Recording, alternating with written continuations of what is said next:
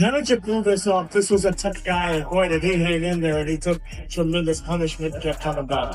I knew I wasn't going to be able to outpower him because my first time coming up to 200.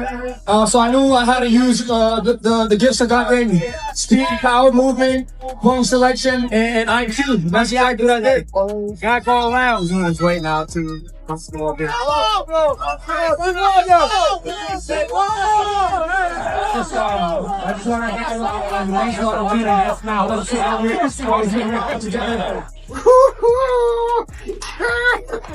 God damn, I'm gonna get fucked up, baby.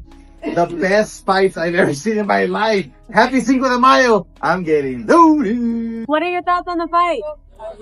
They call him the Mexican monster for a reason. That was crazy. Were you expecting that? I was expecting Zurdo to be able to like go to 12 because Zurdo has never been stopped before. Or not that I remember him. I don't think he's been stopped before. But he's tough, But I mean, David's much stronger at cruiser. Was at 175 and 168. Like much stronger. You can see in his speed, he's not killing himself. You can tell. Were you impressed that Ramirez came back after the fourth round when it looked like it was over? Honestly,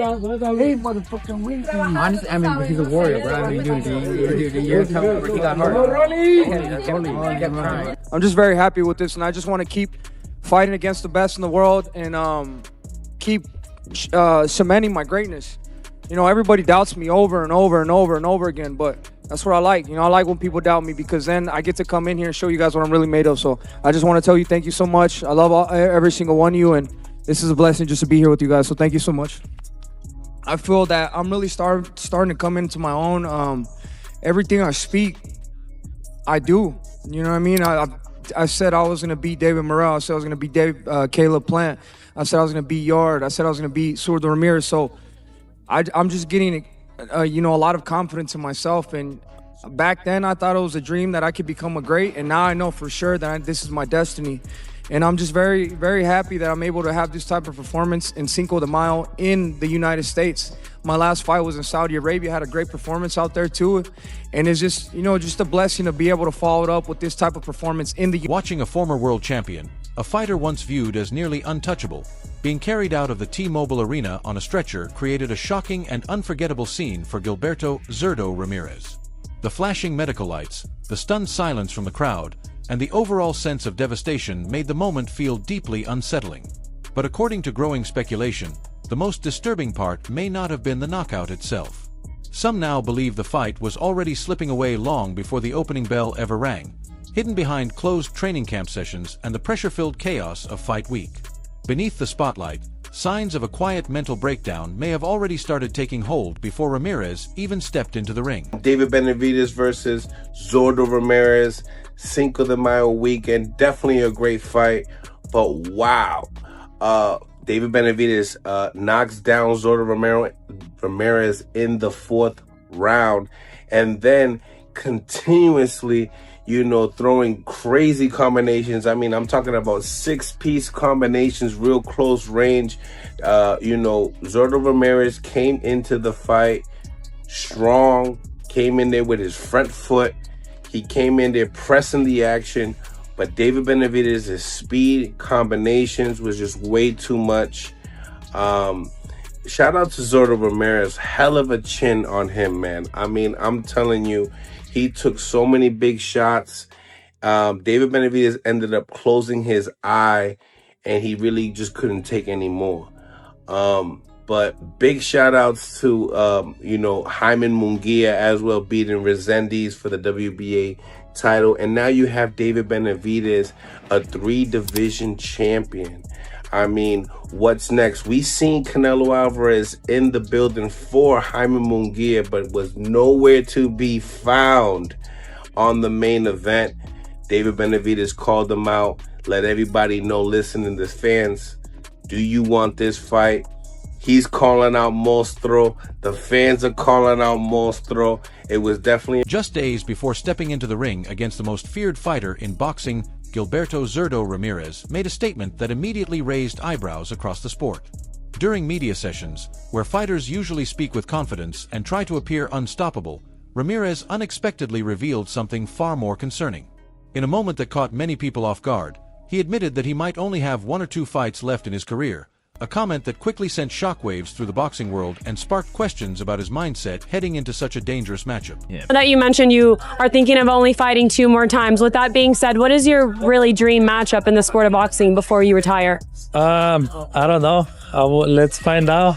But I have this Saturday, this coming by Saturday, and then who knows? Yeah. And lastly, what can fans expect Saturday night, and what do you really want your legacy to be when it's all said and done one day? They have to expect a war.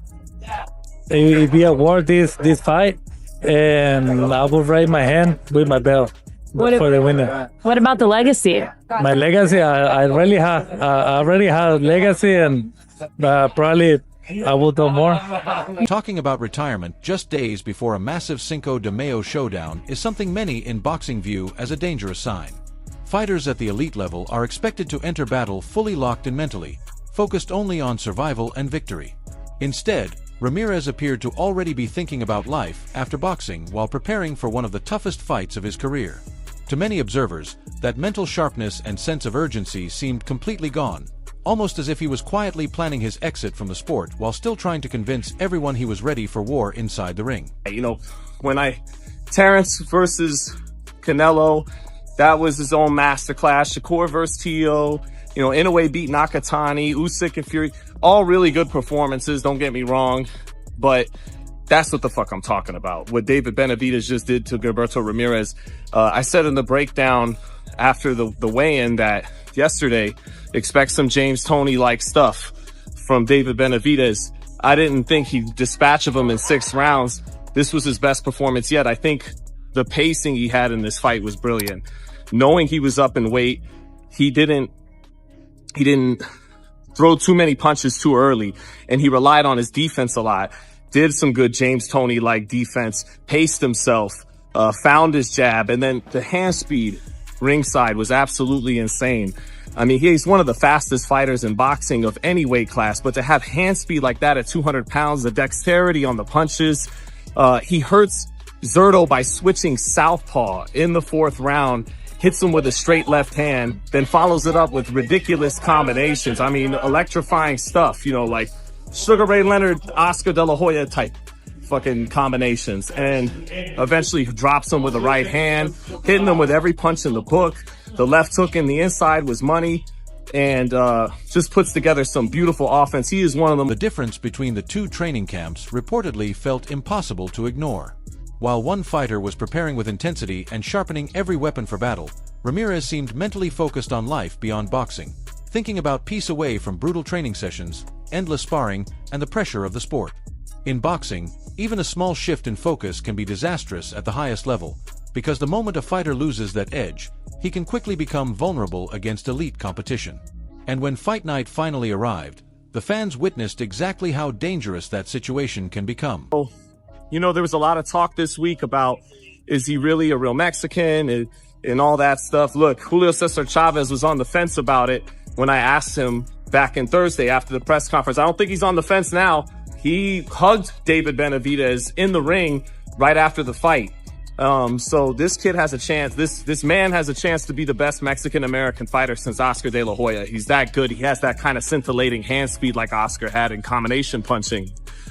But Zurdo, he tried to give, and I said before the fight, Zurdo was accepting his role as a supporting actor, and that's exactly what he did in this fight. He tried to give David his own medicine in rounds 2 and 3 and had some success doing it.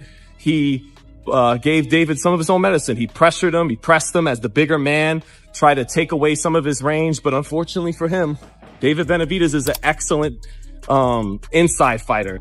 And whenever he wanted to, he would pick his spots with combinations. The short left hook couldn't miss. There was times, even on the inside, he would find the dexterity to hit him with a power jab. So, and people always talk about David squaring his feet up, but he makes it work for him in a way that's very creative and dynamic. And that's why he even went as far as switching southpaw a couple times. So then into the 6th round, Benavidez, after dropping him in the 4th, went back to pacing himself. I think this was the best he ever paced himself in a fight, better than David Morrell or Caleb Plant or any of those fights.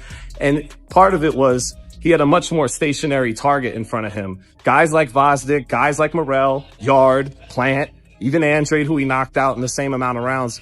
these guys. The reality inside the ring arrived quickly and brutally. From the opening bell, David Benavidez wasn't simply fighting to win. He looked determined to completely overwhelm Gilberto Zurdo Ramirez from every possible angle. His speed was relentless, the pressure never stopped, and the non-stop barrage of punches quickly turned the fight into a nightmare. Over 6 punishing rounds, it stopped feeling like a competitive boxing match and started looking more like the physical collapse of a fighter who no longer had the hunger to survive under that level of intensity. Every explosive combination from Benavidez seemed to drain more confidence and resistance out of Ramirez, who struggled to escape the constant attacks. It wasn't only the power that made the performance so frightening, but the pressure, positioning, and dangerous angles Benavidez used to trap him along the ropes while unloading hooks and uppercuts with bad intentions behind every shot. There was no adjustment coming from the corner and no sign of momentum changing as the punishment continued to build round after round. By the time the devastating finish came in the 6th, the illusion was gone completely.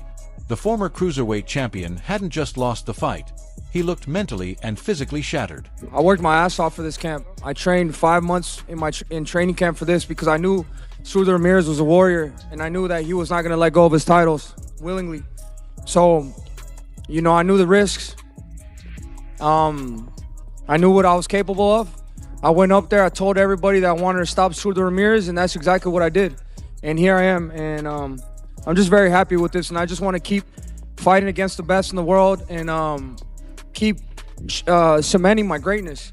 You know, everybody doubts me over and over and over and over again, but that's what I like. You know, I like when people doubt me because then I get to come in here and show you guys what I'm really made of. So I just want to tell you thank you so much. I love every single one of you, and this is a blessing just to be here with you guys. So thank you so much.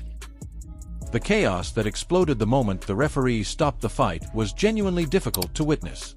Videos spread across social media almost instantly, showing medical staff rushing into the ring as the situation quickly turned serious.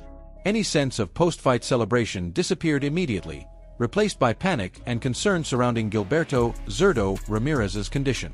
Cameras captured a disturbing silence around his corner while medics worked urgently, and the energy inside the arena shifted from excitement to fear within seconds. The crowd that had been roaring moments earlier suddenly fell into an uneasy hush as the brutal reality of combat sports unfolded live in front of millions watching around the world. Once Ramirez was strapped onto a stretcher and taken to a nearby hospital, the atmosphere inside the venue completely changed. What was supposed to be remembered as a major victory suddenly became a frightening health scare that overshadowed everything else. Steam, power movement, point selection, and IQ. That's exactly what I did. Got going around. I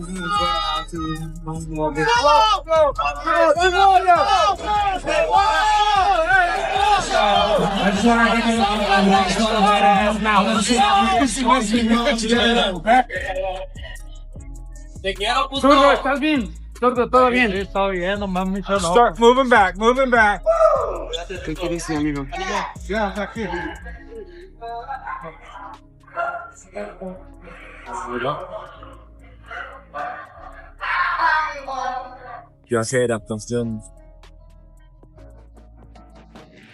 Inside the arena, the crowd reportedly went completely silent as the brutal reality of the sport became impossible to ignore.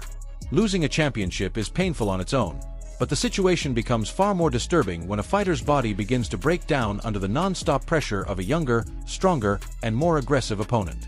In that moment, the fight stopped feeling like a simple title loss and started looking like the harsh passing of time inside the ring. David Benavidez is fucking special. David Benavidez is everything you want in a fighter. You talking speed, aggression, defense. And think about his defense, right? He's not moving around the ring. He stands right there in front of you. And he's willing to take a shot. He's gonna block some shot, but he's willing to take a shot. And he's gonna shoot his load every time.